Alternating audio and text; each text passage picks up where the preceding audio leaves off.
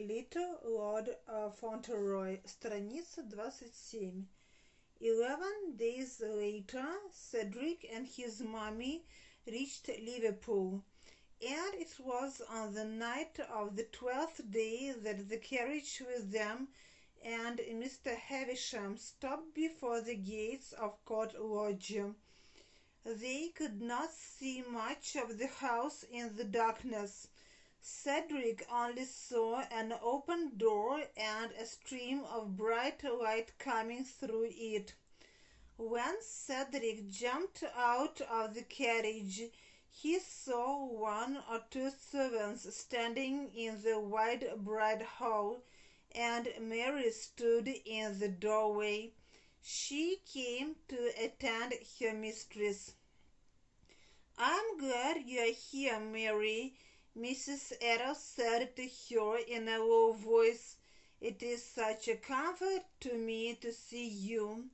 The English servants looked with curiosity at both the boy and his mother. They knew all sorts of rumors about them. Страница 28. They knew how angry the Lord Earl was and why Mrs. Errol had to live at the lodge and her little boy at the castle.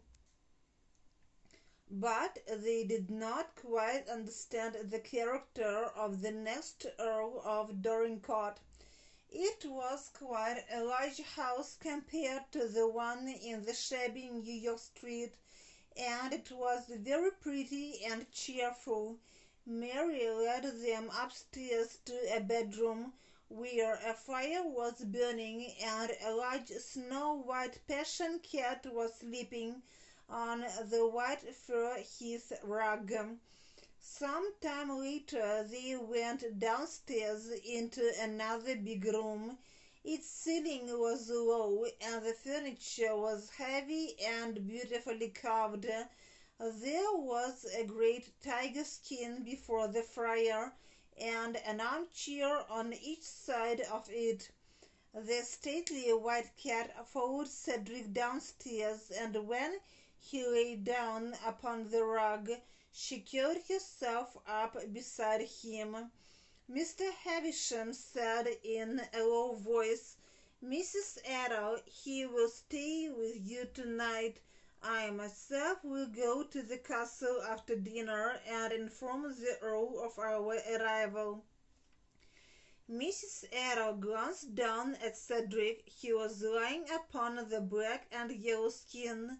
The fire shone on his handsome, flushed little face and on the curly hair spread out on the rug. The big cat was purring in drowsy content. Mrs. Errol smiled faintly. Страница 29. "His lordship does not know what he is taking from me," she said rather sadly. Then she looked at the lawyer. "Will you tell him, please, that I refused the money he proposed?" she said. "I am obliged to accept the house, and I thank him for it, because it makes it possible for me to be near my child, but I have a little money of my own, enough to live simply upon.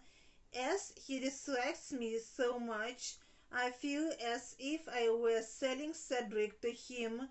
I am giving him up only because I love him enough to forget myself for his good." Mr. Havisham rubbed his chin. "This is very strange," he said. "He will be very angry. He won't understand it." "I think he will understand it after he thinks it over," she said. "I do not really need the money, and why should I accept it from the man who hates me so much that he takes my little boy from me?" Then the dinner was brought in and they sat down together. When later in the evening Mr. Havisham came to the castle, he was taken at once to the Earl. He found him sitting by the fire in an easy chair. He was nervous and secretly excited. "Well, Havisham," he said, "what's the news?" страница 30. Lord Fauntleroy and his mother are at Court Lodge, replied Mr. Havisham. They bore the voyage very well and are in excellent health. Glad to hear it, the Earl said. So far, so good. What else? His lordship remains with his mother tonight. Tomorrow I will bring him to the castle. The Earl put his hand up and shaded his eyes with it. Well, he said, go on. What kind of a lad is he? I don't care about his mother. It is rather difficult to judge of the character of a child of 7, Mr. Havisham said cautiously. A fool, the Earl exclaimed, or a clumsy cub? His American blood tells, does it? I don't know much about children, but I think he's a fine lad, replied the lawyer. Healthy and well grown? Asked my lord.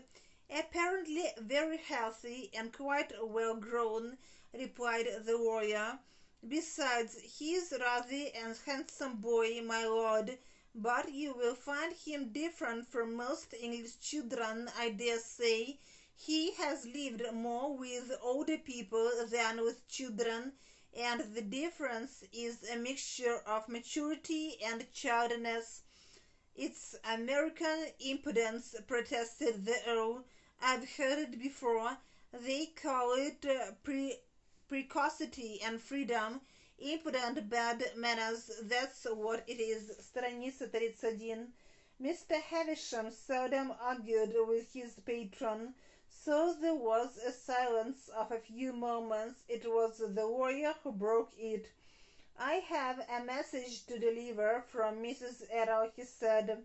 I don't want any of your messages, growled his lordship. It is very important, explained the lawyer.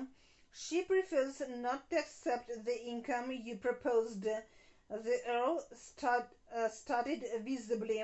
What's that? He cried out. She says it is not necessary, as the relations between you are not friendly. Not friendly? Exclaimed the Earl. I hate to think of her, a mercenary American. I don't wish to see her. My lord, said Mr. Havisham, you can't call her mercenary. She asks for nothing. She does not accept the money you offer her.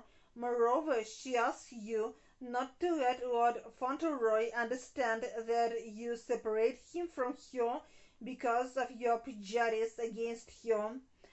He is very fond of her, and she is convinced that it would cause a barrier between you.